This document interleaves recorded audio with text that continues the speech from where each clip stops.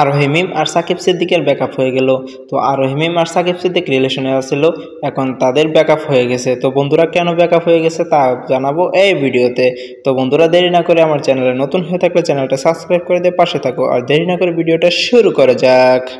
সাকিব সিদ্দিক আরোহী মিমকে অনেক পছন্দই করতো এবং আরোহী মিমও সাকিব সিদ্দিককেই পছন্দ করতো। তারা বিয়ের সিদ্ধান্ত নিয়ে ফেলেছিল, কিন্তু হ্যাঁ, মাঝখানে মিরাজ এসে আরোহী মিমকে পছন্দ করে এবং প্রেমের প্রস্তাব দিয়ে দেয়।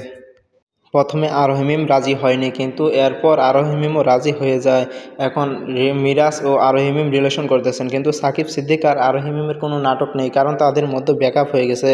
কিন্তু সাকিব সিদ্দিক একটাই কথা বলেছিল, তুমি সুখে থাকো মিরাজের সাথে, কিন্তু হ্যাঁ, আমার সাথে কেন অভিনয় করলে। কিন্তু বন্ধুরা, মিরাজ খান ও আরোহী মিম এখন রিলেশনে আছেন, কিন্তু আগে রিলেশনে ছিল সাকিব সিদ্দিক আর আরোহী মিম।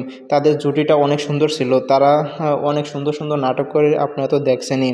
তো অনেকের প্রিয় নাটক হলো সাকিব সিদ্দিক ও আরোহী মিমের, কিন্তু এখন তারা নাটক করতেছে না, তাদের দুজনে ব্যাকআপ হয়ে গেছে।